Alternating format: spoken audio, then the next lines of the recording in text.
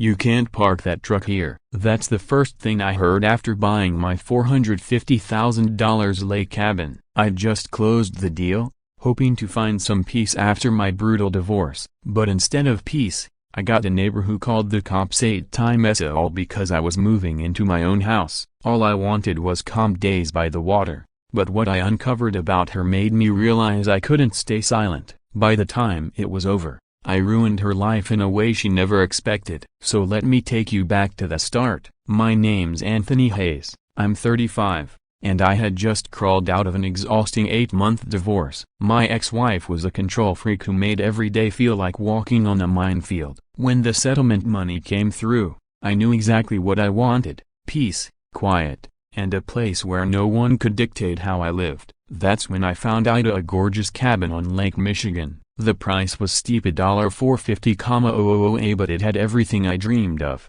a private dock, a stunning view, and what I believed would be a calm, welcoming neighborhood. The realtor did mention something about a homeowners association, but I brushed it off. How bad could a lakeside community be? I thought people here were supposed to be relaxed. Famous last words. Fast forward to Saturday morning. Movers were backing their truck into my driveway, and I stood there sipping coffee, thinking, this is it, Anthony. Fresh start. No more crazy people controlling your life. The irony of that thought still makes me laugh, because that's exactly when she appeared. Picture this: a woman in her late 50s, storming out of the house across the street like a villain in a bad sitcom. Pink bathrobe, hair curlers, and a clipboard clutched like it was some magical weapon that gave her power over the world. "Excuse me?" she screamed, loud enough to wake the entire neighborhood. "This is a private community. Do you know who I am? I've lived here for 12 years. I demand to speak to your supervisor." I just stood there thinking, lady, what supervisor? This is my house. Her name, I later learned, was Marilyn Fletcher. And she wasn't just being dramatic, she was just getting started. She marched straight up to the moving truck driver, jabbing her clipboard at him like she was conducting some kind of deranged orchestra. The poor guy gave me a look like, is this woman serious? And honestly, I was wondering the same thing. Within 5 minutes, she was on her phone dialing 911. Her report: large commercial vehicle invading our residential zone. Multiple unidentified individuals threatening community security. Word for word. When the first officer Walker arrived, I showed him my property deed. He calmly explained to Marilyn that everything was perfectly legal. You'd think that would have been the end of it. But no, she doubled down. "I don't care what's legal," she shrieked. "I run this community. These people don't belong here." I realized right then that this woman wasn't just difficult, she was dangerous in her own way. She immediately jumped on some neighborhood app, typing furiously about suspicious moving activity and threats to property values. Meanwhile, I'm standing there thinking, lady, I'm moving furniture, not running a crime syndicate. Officer Walker warned her about making false 911 calls. I figured that was enough to shut her down. Wrong. 2 hours later, in the middle of unloading my bedroom set, she called the cops again. This time, her story was organized theft in progress. A second officer showed up, and again, I had to show receipts and my deed. Marilyn, unfazed, demanded to know how the officer could be sure I wasn't just pretending to move in. By this point, my fraud investigator instincts were kicking in. This wasn't normal behavior, it was targeted harassment. So I started documenting everything: photos, officer badge numbers, exact timestamps. I was building a file without even realizing it. That evening, I tried to finally relax with a beer in my own driveway. Guess what happened? Call number 3. According to Marilyn, my car was a suspicious vehicle conducting reconnaissance for burglary. Officer Walker returned, but this time he was done with her nonsense. He told her flat out, "One more call like this, and you're the one we'll charge for harassment." That should have been the end. But Marilyn wasn't finished.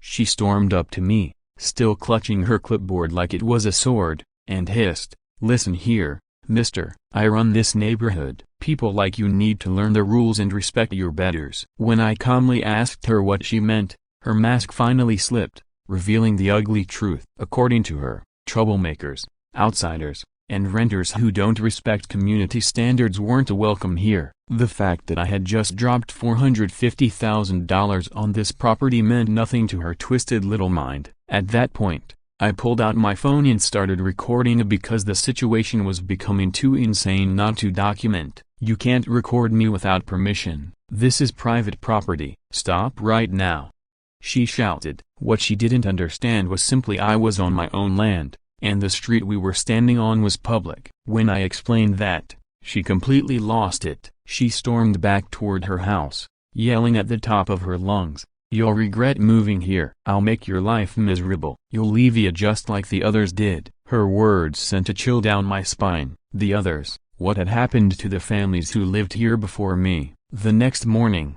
I tried to convince myself maybe it had just been a bizarre bad day for her. People snap sometimes, right? So I grabbed my kayak, determined to finally enjoy the lakefront I had paid for. That's when I learned exactly what she meant by the others and why so many families had left, waiting at the water's edge like some kind of deranged lake troll. Marilyn held a laminated sign that read, "Lakefront Usage Regulations A by order of Lake Haven Estates HOA. Authorized members only. Violators will be prosecuted." She stepped directly in front of me, blocking the path. "Stop right there," she barked. "This is private HOA water. Access requires an $85 per month fee. Where's your permit?" Now, I'm a fraud investigator by profession. I can spot a scam from a mile away. This reeked of fraud. So right there, in front of her, I pulled up the county records on my phone. "Ma'am, this is a public waterway under state law," I told her. "You have zero authority to restrict access." Her eyes burned with fury as she snapped back, "I've protected this lakefront for 12 years. You won't destroy everything I've built to keep this place safe." Safe from what, exactly? Evil ducks? Rogue fish? It made no sense. But she wasn't done. She demanded, "Who sent you here?" "I want to speak to your manager." "I'll have your job." She actually thought I was some kind of undercover corporate spy sent to sabotage her lakefront kingdom. The paranoia was unreal.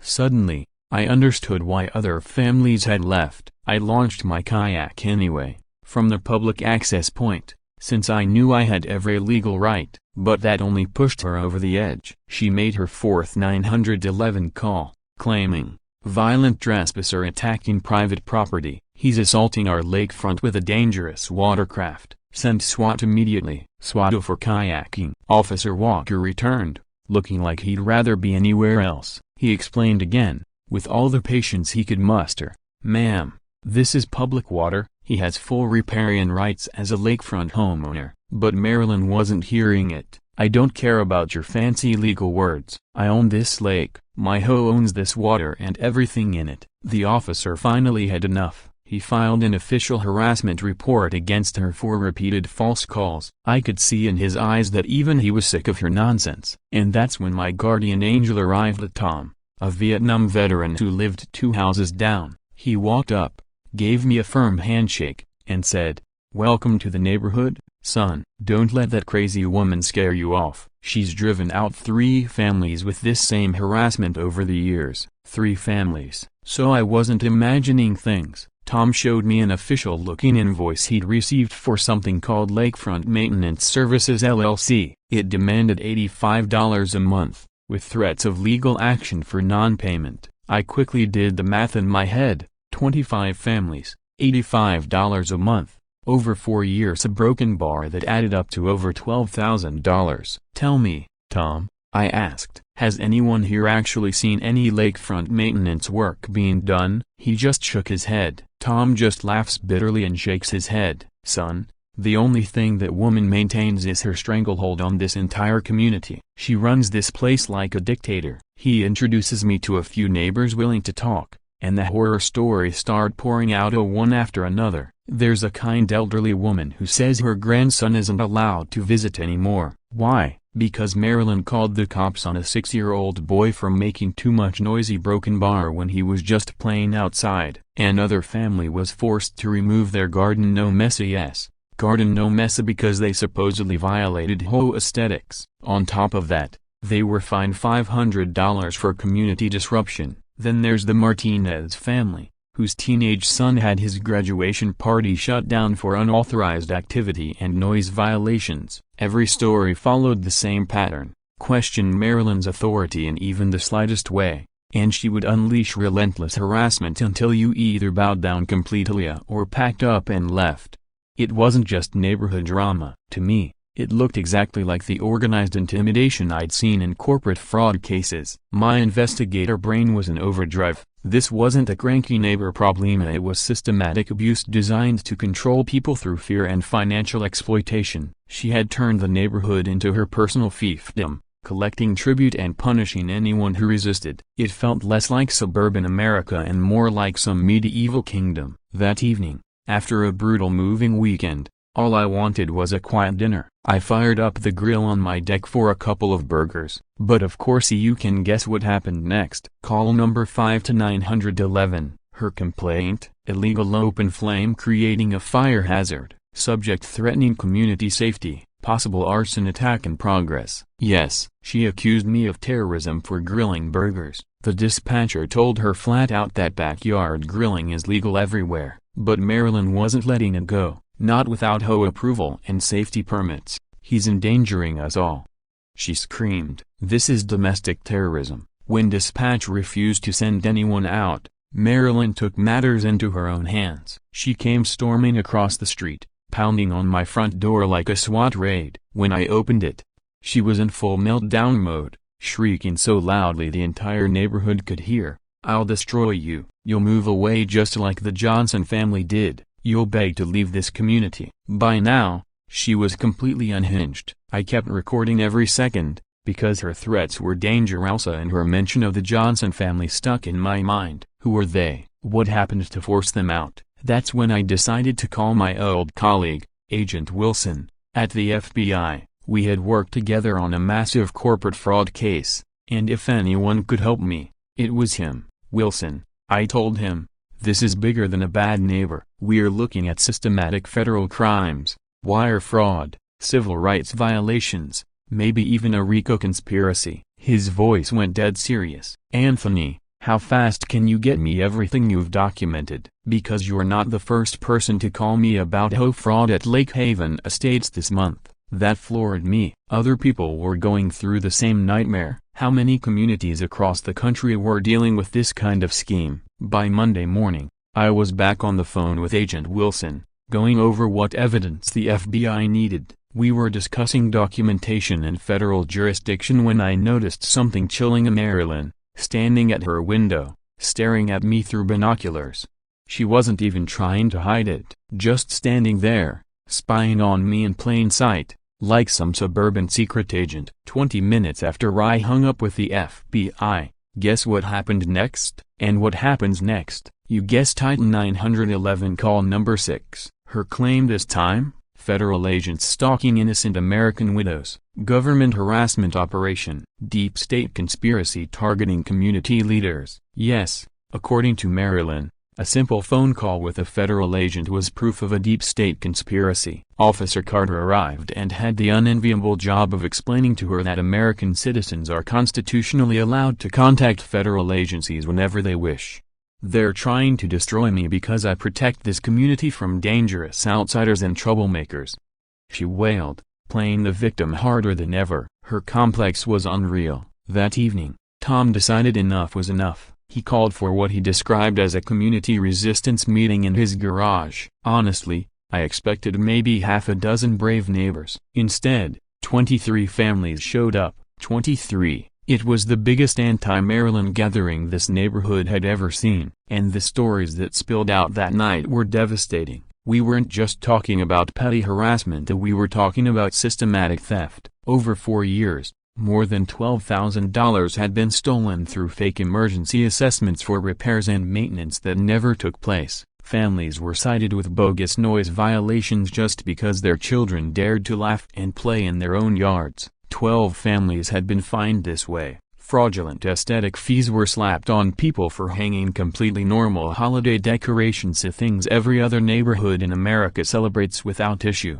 And that wasn't even the worst part. The emotional toll of Marilyn's cruelty broke my heart more than the financial scams ever could. One grandmother described how her granddaughter's 7th birthday party was cancelled because Marilyn accused them of generational noise disruption patterns. Seriously? What does that even mean? It was a child's birthday, not a rock concert. Tom, the Vietnam veteran, shared how Marilyn filed a violation against his American flag claiming it was a political disruption of community harmony. Imagine that.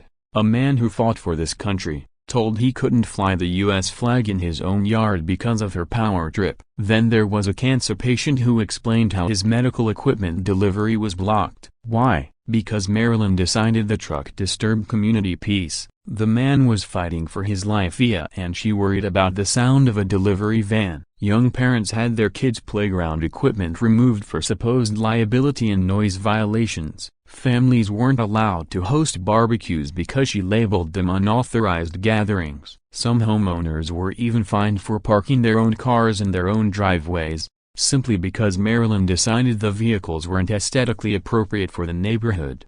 Each testimony was more heartbreaking and more outrageous than the last. I sat there thinking, how on earth has she gotten away with this for so long? Then I looked around at the families in that garage, and the answer was clear: the fear in their eyes. They were genuinely terrified of what Marilyn might do to them if they dared to push back. One by one, neighbors began pulling out their documentation. Suddenly, Tom's garage felt like Christmas morning, except instead of gifts, it was evidence. Fake invoices for work that was never done, threatening letters about violations that never existed, photos of Marilyn trespassing and spying on people's homes, audio clips of her screaming at children, bank statements showing forced payments made under the threat of foreclosure, email threats about property liens and bogus legal action. The pile grew higher and higher until we had enough evidence to fill multiple file boxes. That night, the community made a unanimous decision: support a federal investigation and immediately stop all HOA payments to this criminal operation. A group chat was created for coordination and evidence sharing, and for the first time in years, these families finally felt they weren't alone in this battle. But Marilyn wasn't going to let go quietly. Somehow, she found out about the secret meeting in Tom's garage, and right on HOA 911 call number 7, her report this time: illegal assembly plotting a violent overthrow of legitimate community leadership, a terrorist cell organizing in a residential garage, multiple suspects planning coordinated attacks against HOA authority. Officer Walker showed up at Tom's door looking utterly exhausted with her antics. "Ma'am," he told Marilyn, "neighbors have a constitutional right to assemble peacefully on private property." By this point, Marilyn was unraveling completely. She screamed about how we were destroying everything she had built and protected, bragging that she had kept the neighborhood safe from chaos and disorder for over a decade. That's when Walker gave her the final official warning: one more baseless 911 call and she'd be arrested for criminal harassment. You'd think that would scare her straight, but rational thinking isn't Marilyn's strong point. Just a few nights later, my property was vandalized in what was clearly a calculated act of retaliation. My kayak was slashed, left useless. My dock was spray-painted with blood-red threats like "leave or die." All 4 tires on my car were deflated, and my freshly planted garden was destroyed with industrial-strength herbicide that killed everything down to the roots. This wasn't random mischief. This was targeted intimidation meant to terrorize me into silence. But here's the thing about living in the modern world: security cameras see everything, and mine captured it all in crystal clear detail. The footage showed Marilyn's so-called community safety patrol, 2 intimidating local guys she'd hired to enforce her will, creeping around at 3 in the morning, carrying out her dirty work. They weren't even covering their faces, confident her protection made them untouchable. The next morning, as I stood surveying the wreckage of my property, Marilyn approached me. With a chilling smile, she muttered, "Accidents happen to people who threaten community stability and cause problems. Ask the Johnsons." I asked the Johnson family why they had really left so suddenly. Marilyn's chilling words echoed in my mind an unmistakable death threat, and thankfully, I had the audio recorded on my phone. I immediately contacted Agent Wilson to report the intimidation and destruction of my property as a federal-level crime. That evening,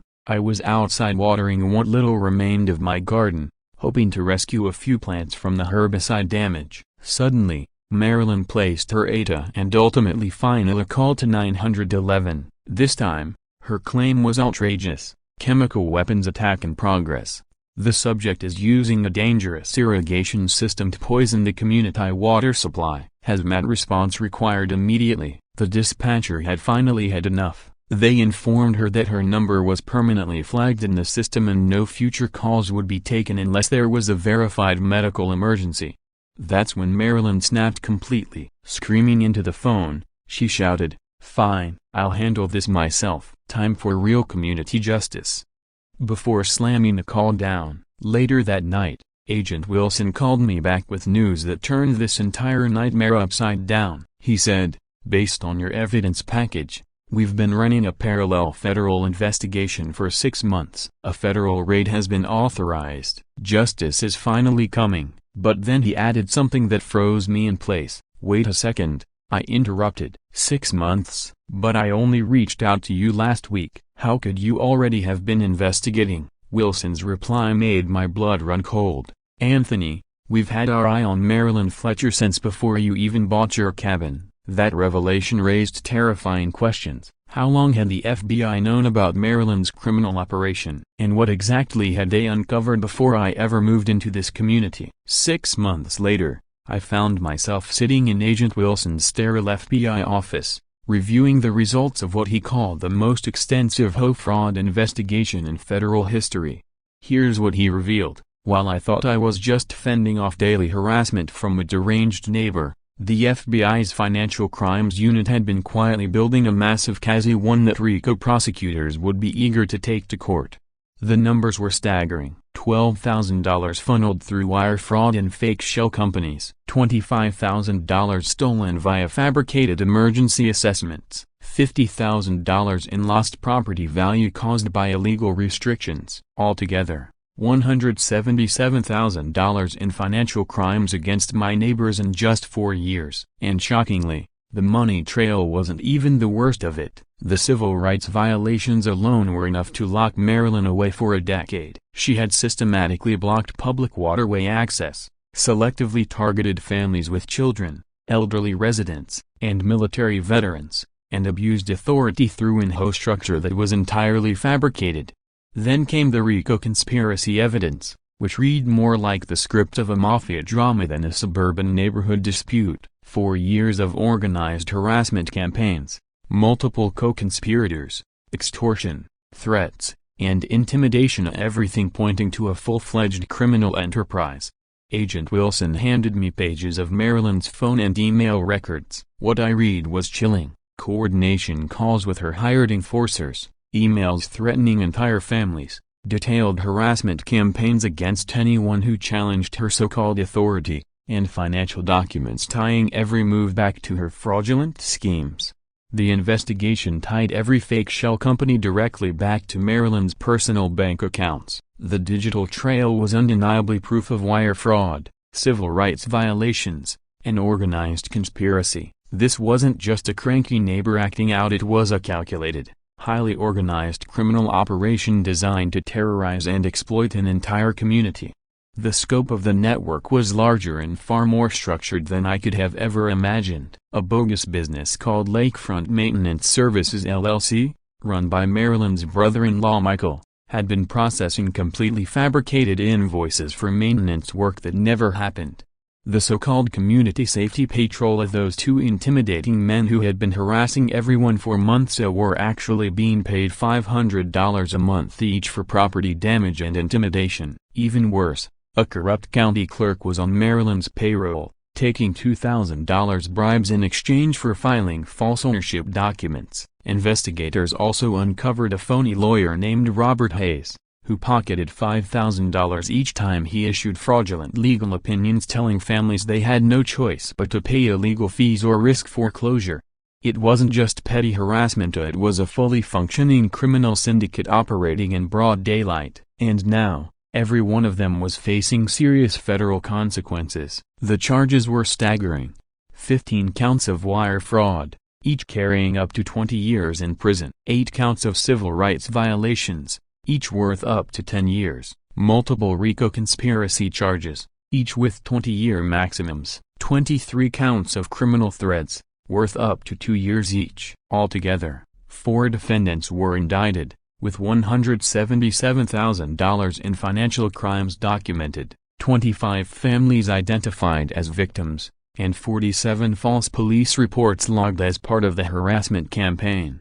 The federal prosecutor pulled me aside and admitted, "This is the single most comprehensive HOA fraud case our department has ever seen. 847 individual pieces of evidence. There's no way she can be this in court." And then came the part that finally gave our community closure. Federal court issued emergency orders shutting down all illegal HOA fees, permanently lifting the fraudulent Lakefront restrictions, freezing Maryland's assets, and ordering liens on her properties for victim restitution.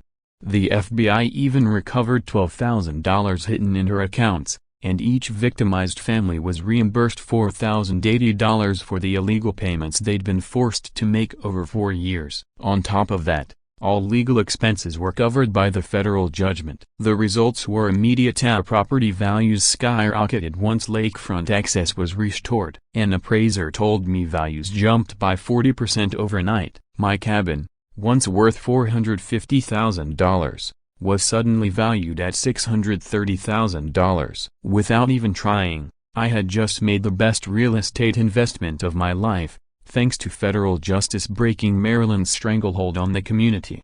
The media storm was explosive. Every major news outlet picked up the story. CNN ran with, "Federal HOA fraud bust, $177,000 stolen." Fox News reported, "Karen calls cops 47 times, ends up in federal prison." My personal favorite headline read, "Lakefront Karen gets reality check behind bars." The footage of Marilyn being escorted away in federal handcuffs went viral, racking up 2.3 million views in 2 days. Social media tore her apart, and hashtags demanding HOA reform trended nationwide. Similar cases began surfacing all across the country as people realized they didn't have to tolerate this type of abuse anymore. Suddenly, my phone wouldn't stop ringing. Reporters, podcasters, and documentary producers all wanted interviews. The FBI offered me a $95,000 annual consulting role to help uncover HOA fraud networks nationwide, a dream job I hadn't even known existed. Federal prosecutors asked me to testify as an expert witness in 12 other cases spread across 8 different states. 60 Minutes wanted to feature me in a special on what they were now calling the HOA abuse epidemic. Congress even requested my testimony about the urgent need for federal oversight of homeowners associations. And then came a book deal. A Lakefront Justicia with a $200,000 advance. I still struggle to believe this all really happened. The mayor personally hands me the key to the city, announces an official Anthony Hayes Day, and even renames our lake Freedom Lakefront in recognition of what we endured. But truthfully, the most valuable part isn't the recognition or even the financial restitution, it's the emotional closure. Taking down Maryland and witnessing true justice showed me the difference between setting healthy boundaries and being trapped under abusive control. While I'm finishing up media interviews, Wilson pulls me aside with a grave expression. "Anthony," he says, "Maryland wasn't acting alone. We've uncovered a wider network of HOA presidents in 12 different states using the exact same tactics." My stomach drops. "You're telling me this is happening everywhere?" "What you exposed here," Wilson replies, "is only the beginning." At dawn on raid day, I stand on my deck with a cup of coffee, watching the most incredible sight. FBI agents executing coordinated search warrants across the county. They storm Marilyn's house, the fake HOA office she secretly ran from her basement, her brother-in-law's accounting firm where fraudulent invoices were processed, and the 2 enforcers' homes where harassment campaigns were plotted. The operation is flawlessly timed. Teams hit all locations simultaneously so no one can tip off the others or destroy evidence. These agents move like seasoned professionals, their months of preparation culminating in a watertight takedown. The evidence they seize is overwhelming: $47,000 in hidden cash stashed in walls, freezers, and mattresses like paranoid drug dealers might do. Complete financial records detailing every transaction of the 4-year fraud. Surveillance logs documenting the daily routines of 25 families, including children's activities, proving Marilyn had been obsessively tracking them, fake legal documents, plans for property damage, and harassment strategies, all enough to ensure decades of prison time for everyone involved. From my deck, I sip coffee and think, justice may take its time, but when it arrives, it's breathtaking. Agents catalog every scrap of evidence with military precision, ensuring Marilyn will never harm another community again. Neighbors gather outside, watching in awe as years of fear and intimidation collapse in a single morning. Then comes the perfect moment. Marilyn's arrest. She's handcuffed in front of 75 residents during an emergency home meeting she had called to address the federal invasion. The irony is poetic. Even while being taken away, she screams the same entitled lines, "I protected you all. This is government persecution. I want to speak to your manager." She treats federal charges like a customer service complaint. The delusion is staggering. Someone films the arrest, and within hours the video hits 2.3 million views. Captioned, "Karen gets a federal reality check." The comments explode. People sharing their own home nightmares, cheering her downfall, and demanding reform. The takedown spreads like wildfire across multiple counties. 4 simultaneous arrests, $177,000 in illicit gain seized, multiple properties frozen for victim restitution, and the entire organization mapped out like a mafia family being dismantled. The FBI had monitored them for months, and now, piece by piece, they dismantle the entire operation. Marilyn's brother-in-law, Michael, receives 3 years in federal prison for wire fraud conspiracy. The 2 safety patrol enforcers each get 18 months for criminal intimidation. Every single one of them faces accountability for the harm they inflicted on innocent families. The elderly residents who only wanted peaceful lives finally get justice too. The corrupt county clerk is sentenced to 2 years in prison for bribery and falsifying government records. Exactly what happens when someone takes money to file false ownership documents that strip innocent families of their rights. The fake attorney receives a 1-year sentence plus full disbarment for practicing law without a license and issuing fraudulent legal threats that pressured families into paying unlawful fees under the shadow of foreclosure. Watching this criminal network dismantled piece by piece is deeply satisfying, especially knowing every single conspirator will face genuine consequences for what they inflicted on families who only wanted to live freely. The federal prosecutor holds a massive press conference, declaring it the most comprehensive HOA fraud case in the department's history, backed by 847 pieces of evidence.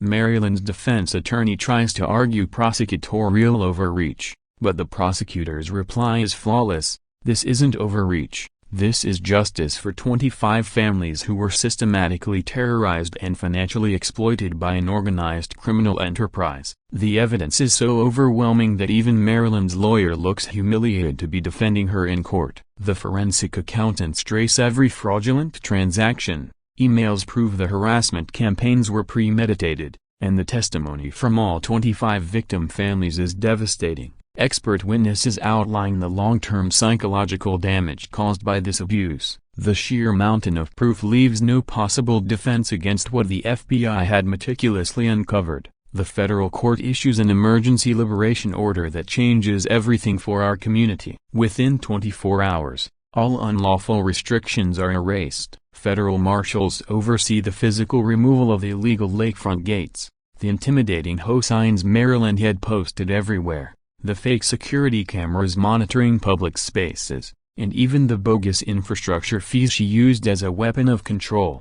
It feels like watching an entire neighborhood escape from a prison. For the first time in 4 years, all 25 families reclaim their lakefront together. The scenes are breathtaking. Children swim without fear of absurd violation tickets. Tom, the Vietnam veteran, finally casts his fishing line again. A cancer survivor takes his long-denied therapeutic walks by the lake. 3 generations of families splash in the water together, followed by a massive barbecue on what had once been a forbidden beach. Tears flow freely, a relief, joy, and freedom, mine included. Property values skyrocket overnight in the best way possible. The appraiser tells us lakefront access alone boosts property values by 40%. My $450,000 cabin jumps to $630,000 instantly. all thanks to federal liberation from Maryland's grip. It's the single best investment return I've ever had, and I hadn't even tried to make it happen. The media frenzy goes wild. Anderson Cooper runs a segment titled "Ho Terror Ends with Federal Justice." Local stations air "Community finally free from Karen's reign." Viral reaction videos flood every platform, pulling millions of views. But in the middle of celebrating, one detail stops me cold. A reporter mentions that Maryland's shell company Lakefront Maintenance Service (HOA) was created using a template. That exact same company name and organizational structure has shown up in HOA fraud cases across 47 states. Investigators now suspect a nationwide pattern of identical scams targeting lakefront neighborhoods. Sitting in my living room, I whisper, "Holy a broken bar, how many Marylands are still out there?" If Maryland was simply following a blueprint, who designed the original scheme, and how many communities across the country remain trapped in this nightmare, waiting for their own rescue? By the time Maryland's trial begins, the federal courthouse is a circus. News trucks line the street. Over 200 supporters from our community and others arrive to witness justice being served. Signs wave in the air. Justice for HOA victims. Down with neighborhood tyrants. The energy is electric. The prosecutor's opening statement sets the tone.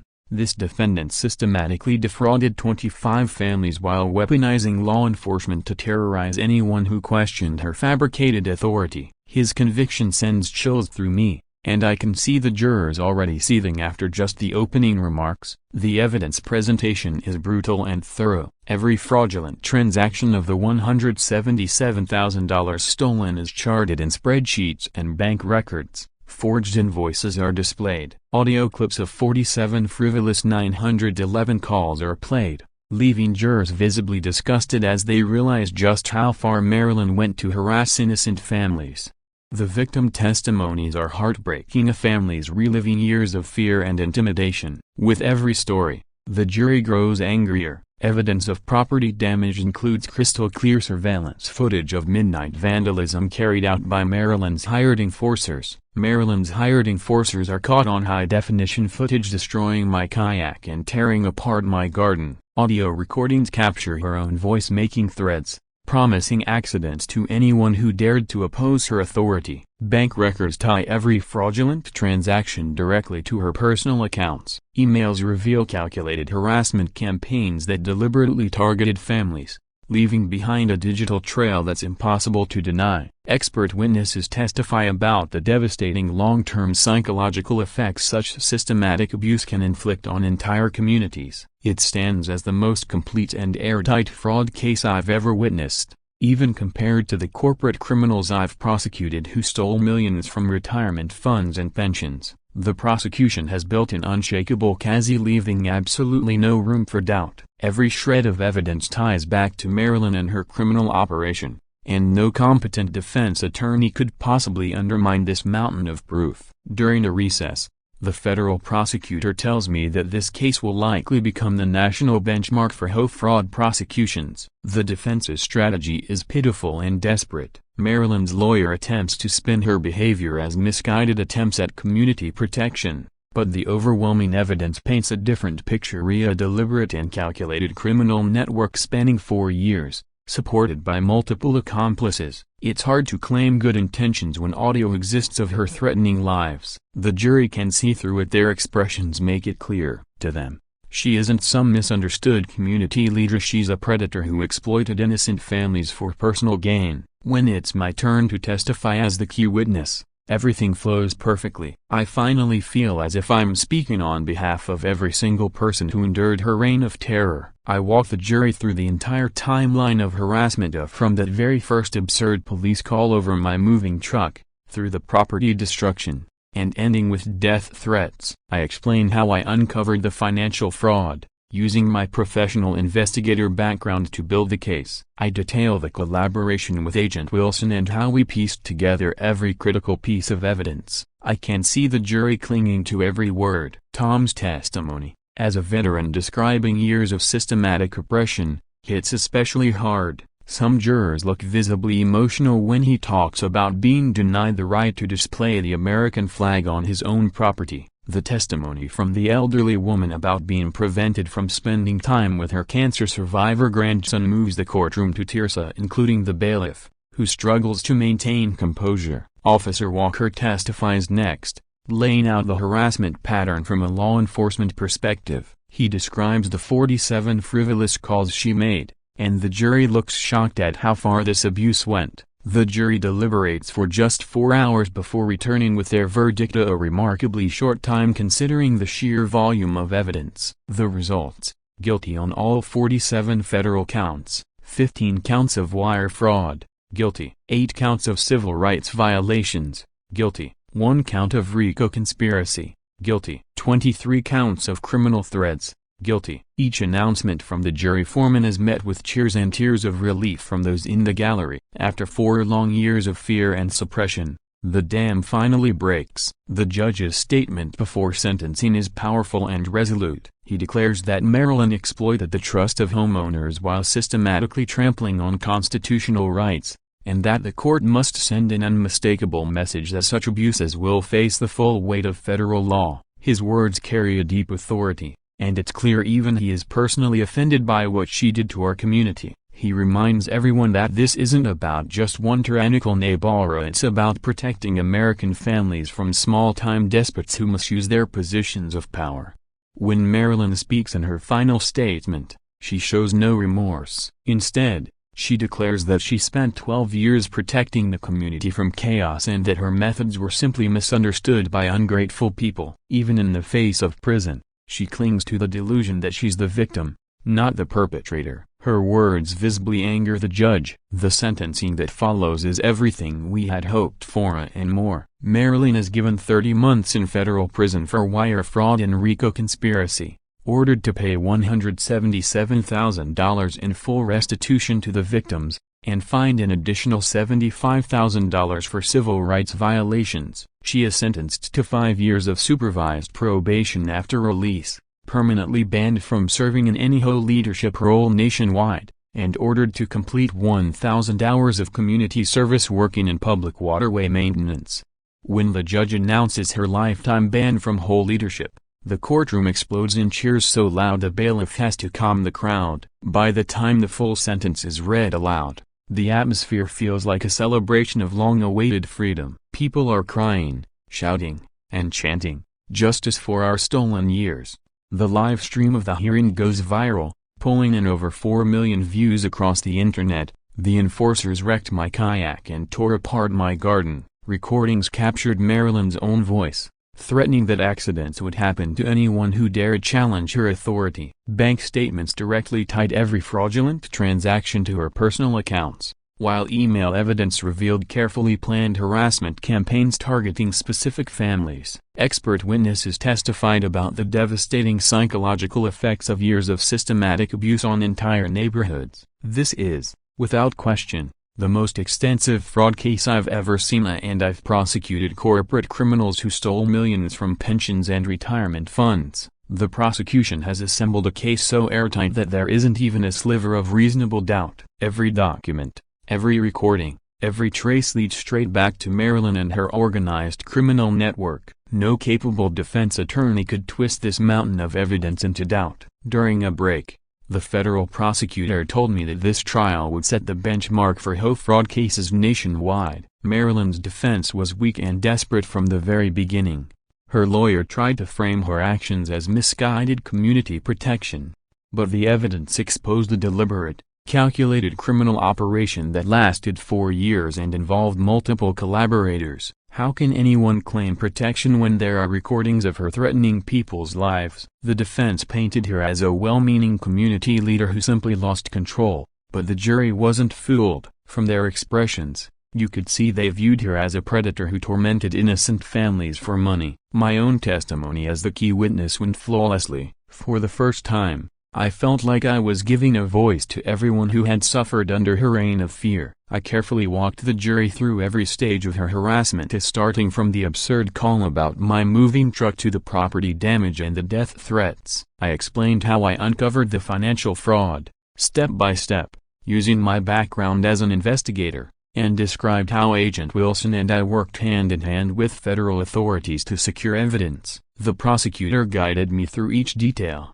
and I could see the jury clinging to every word. Tom, a military veteran, testified about systematic oppression, and his words hit the jury hard. Some members even grew emotional when he described being denied the right to display the American flag in his own yard. An elderly woman spoke about being barred from visiting her grandson, a cancer survivor, and her words brought actual tears to people's eyes, including the bailiff. Officer Walker's testimony drove the point home, revealing how law enforcement itself had grown exhausted with Marilyn's constant harassment. When he described receiving 47 frivolous calls from her, the jury looked stunned. It didn't take them long to decide. In just 4 hours, they returned with guilty verdicts on all 47 federal counts of speed. That surprised even me, given the vast amount of evidence they had to review. Wire fraud, 15 counts, guilty. Civil rights violations, 8 counts, guilty. RICO conspiracy, 1 count, guilty. Criminal threats, 23 counts, guilty. When the foreman read each guilty verdict, the gallery erupted in cheers and tears. After 4 years of living in fear, the community was finally breathing again. The judge's words before sentencing were powerful, and they cut straight to the heart of why this trial mattered. He declared that the defendant had abused the trust of homeowners while systematically violating constitutional rights. He vowed that the court would send a clear, unmistakable message: such tyranny would meet the full weight of federal law. His tone carried authority, and it was obvious he was personally offended by Marilyn's crimes. This wasn't just about one malicious neighbor, it was about safeguarding American families from domestic tyrants who misuse power. Marilyn's final statement revealed just how delusional she truly was.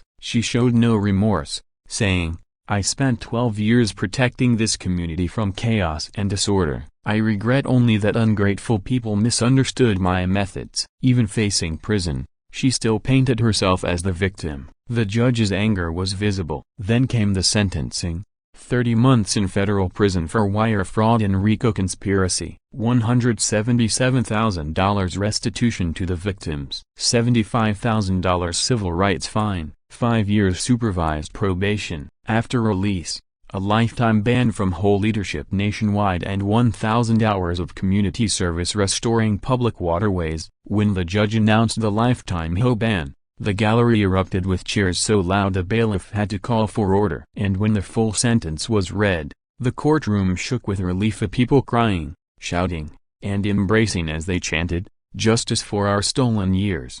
The sentencing stream went viral, hitting over 4.1 million views nationwide. Social media platforms explode with coverage, and the comments are overwhelmingly supportive. Marilyn completely breaks down as reality of federal prison finally sinks in. "But I was protecting everyone from dangerous outsiders who wanted to destroy our community," she sobs, while the U.S. Marshal informs her she is being taken into custody immediately. As Marilyn is led away in shackles, our community walks out of the courthouse arm in arm, singing "We Shall Overcome." While celebrating with neighbors outside, Agent Wilson quietly slips me a thick manila folder, its weight alone giving me a sinking feeling. "Don't open this until you're home tonight. We need your help with something far bigger than what just happened here." Inside the folder are case files from 23 other communities spread across multiple states. They all share one disturbing link: every HOA involved received the exact same detailed instruction manual Marilyn used, word for word, step by step, to terrorize us. Who created this HOA fraud playbook, and why does it feel like Marilyn was just a pawn in something much larger and darker? The federal judge's constitutional ruling transforms everything, not only for us but for countless other families across the nation. Lake Haven Estates HOA and any successor organization is permanently barred from ever controlling,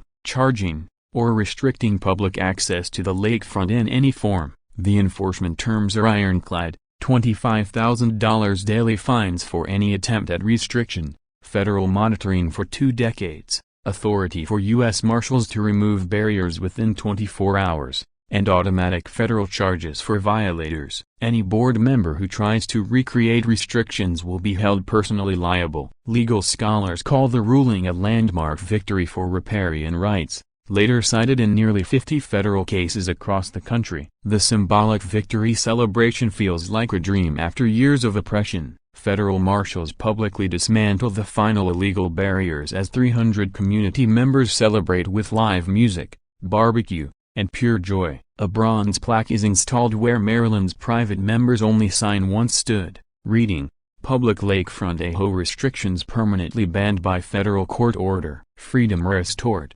2024. With full riparian rights restored, property values soar by 45%. The largest increase in county history, all because the community fought back against tyranny." Restitution is distributed, $177,000 in total damages, with every family receiving $7,080 in reimbursement plus compensation for illegal fees. Legal costs are fully covered by federal asset forfeiture, and the liberation adds $2.3 million in overall property value. The community unanimously votes to dissolve the HOA forever, replacing it with a transparent neighborhood council designed to serve and not exploit residents. Tom is elected president under the Never Again platform, promising monthly open meetings, full financial transparency, zero mandatory fees, and constitutional safeguards against future abuse. The man once forbidden from flying his American flag is now leading us into true freedom and democracy. Healing begins with trauma counseling provided by County Mental Health Services.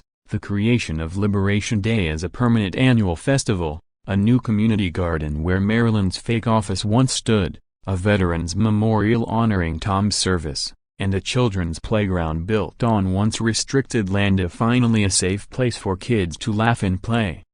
National recognition pours in as Anna Dramanes tells our story, inspiring others to stand against HOA corruption. Our community is featured in Architectural Digest as America's most free neighborhood, while Freedom Lakefront becomes a national tourist attraction. Local businesses flourish, revenue doubles, and we become the model community for sweeping HOA reform across the country. Politicians use our story to push for legislative oversight. Professionally, my own life skyrockets. The federal consulting firm I established secures a $150,000 annual contract to investigate HOA fraud networks, a dream job that lets me help other neighborhoods escape the nightmare we endured. I testify in 23 federal cases across 15 states, and my congressional testimony contributes to the passage of the Community Freedom Act, protecting millions of families nationwide. My book, Lakefront Justice, becomes a New York Times bestseller, raising national awareness of HOA abuse. Netflix purchases documentary rights for $350,000, producing what becomes their most watched true crime series. My podcast, Freedom Lakefront, rises to the top 5 in true crime charts. My social media following grows to 2.8 million, a platform I use to connect victims with resources. Speaking engagements earn $15,000 each as I train attorneys on prosecuting HOA fraud. What was once my nightmare has become my mission and my expertise. My property value rises from $450,000 to $652,000. I find not just justice, but love too. I marry Officer Walker, the man who once stood by me when everything seemed lost. We held our lakefront ceremony, and our first child was born overlooking the free public waterfront we fought so hard to liberate. The community dedicated the Anthony Hayes Memorial Dock as a thank you, a gesture that moved me to my core. Meanwhile, Maryland's federal prison life became exactly what she deserved. Inmates mocked her as Ho Karen from viral videos, and she turned into a prison celebrity for all the wrong reasons. She received 0 visitors, thanks to restraining orders from her victims. Her post-release plan was bleak: a studio apartment, retail work under strict federal supervision, and 0 possibility of ever holding authority again. Our community, on the other hand, flourished. Property values climbed 50%, crime dropped to 0 after the HOA dissolution, and there's now a waiting list for lakefront homes. The annual Liberation Festival attracts thousands from across the nation, and we're consistently ranked among the best lakefront communities in America. My national legacy kept growing as I pushed HOA reform into federal law. I built a lakefront consulting empire worth over $652,000, married Detective Walker, and we now have a beautiful daughter. I'm recognized as a national hero, having helped 47 communities escape HOA abuse. At the third annual Liberation Day Festival, 500 families gathered to celebrate on the once restricted lakefront. In my keynote, I brought everything full circle. 3 years ago, Maryland called the cops 8 times during my move. Think.